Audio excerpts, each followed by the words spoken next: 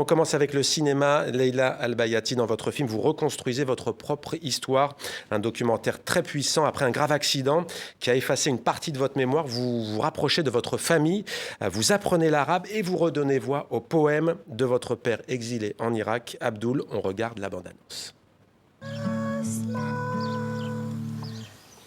Moi, j'adore la poésie. Mais écrire de poésie, c'est toi qui m'as fait recommencer à écrire de poésie. Moi, j'ai arrêté depuis, je sais pas, 50 ans.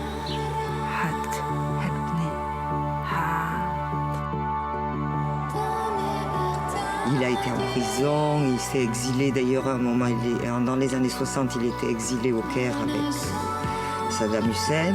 Moi, je n'ai pas voulu que mes enfants deviennent irakiens. Je ne voulu pas qu'ils subissent mon sort.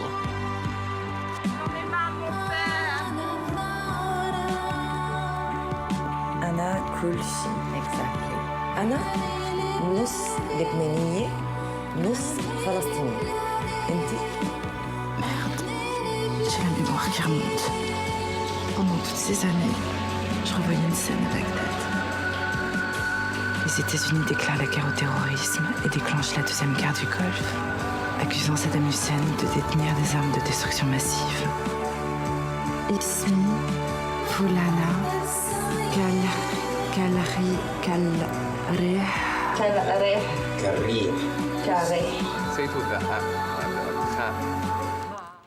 Leïla Al-Bayati, est-ce que vous avez progressé en arabe? Comment se porte votre arabe? Ah, ça, c'est sûr que j'ai progressé. Au départ, les 2 premières années, quand j'apprenais l'arabe, il y a des Arabes, j'habite à Berlin, des Arabes sont venus, m'ont dit que j'avais une voix super, j'étais dans un parc. Ouais. Et ils m'ont dit, c'est dans quelle langue? Je leur ai dit, c'est en arabe. Voilà, les Allemands qui découvrent et redécouvrent l'arabe. Leïla Al-Bayati, comment est née l'idée de cette odyssée? Ce projet qui a débuté en 2015, il y a 10 ans, c'était un travail au long cours. Alors oui, mon père irakien j'avais eu un accident, j'avais perdu la mémoire, j'avais quitté la France. Et j'étais devenue réalisatrice et compositrice. Voilà, je vivais loin, en déni identitaire. Et mon père m'a écrit des paroles en arabe. Et je lui ai dit, mais papa, j'ai rien d'arabe, parce que j'avais tout mis de côté. Et finalement, dans ces paroles, il y avait Ana Hora, je suis libre, Damé Bardadi, mes larmes viennent de Bagdad. Et tout Ça, c'est une chanson pour vous, qu'il a faite pour vous. Pour moi. C'était pas un poète, en fait. Tout le monde pense que mon père est un poète, mais il a décidé de me transmettre ce qu'il m'avait jamais transmis, des textes en arabe pour parler de la liberté de la femme, pour parler de l'Irak, pour parler de tout ça. Et le projet est né comme ça. J'ai décidé de filmer le processus sur la musique et finalement, ça a réouvert les plaies.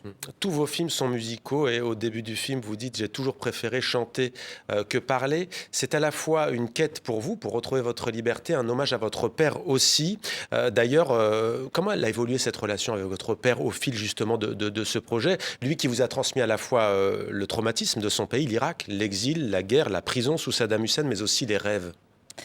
Ça a complètement évolué en fait, parce qu'on avait beaucoup de conflits, mon père et moi, parce que j'ai grandi en France. Il ne voulait pas que je fréquente vraiment les Arabes de France. Il le dit, je ne voulais pas que vous soyez irakien. Ouais. Voilà, parce que voilà, comme beaucoup de gens de la seconde génération en France, on grandit et il faut qu'on soit adapté, qu'on ait un bon métier, qu'on soit brillant. Et donc il avait peur de la société française et il allait même pas dans un magasin, il avait peur de tout. Mais vu que je suis devenue ce que je suis devenue, non, ça a énormément évolué. Il m'a transmis ces magnifiques paroles et moi, il m'a accepté, je l'ai accepté. Voilà, on a fait ce film ensemble. Et vous immergez dans l'histoire de la guerre du Golfe notamment. Alors c'est une quête intime pour reconstruire votre propre identité. Comment ressortez-vous de cette expérience? Pari réussi, diriez-vous? C'est plus compliqué que ça. Long pari, hein. Ça a mis du temps. Ça a été un long projet pour savoir que j'allais parler de moi alors que je ne voulais pas parler de moi.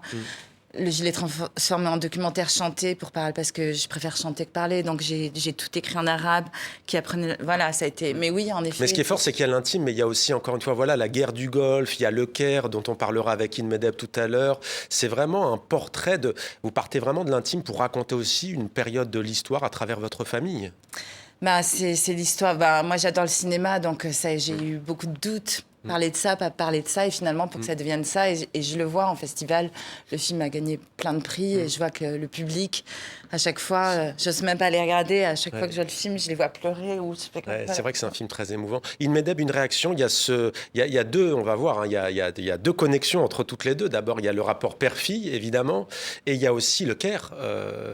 Vous n'avez pas encore vu le film, mais on vous sent, à l'évocation de ce sujet, assez touché aussi.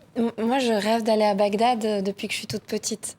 Donc peut-être, Leïla, qu'on pourrait y aller ensemble. Il y a un festival de poésie à Bagdad chaque année au printemps.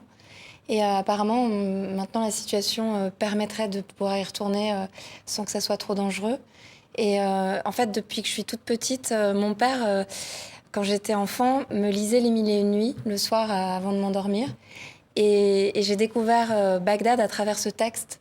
Haroun al-Rachid, qui était le calife de Bagdad et qui se déguisait en mendiant et qui, la nuit, allait marcher dans sa ville pour écouter ce que les gens pensaient de lui. Ça, c'est quelque chose qui m'avait marqué.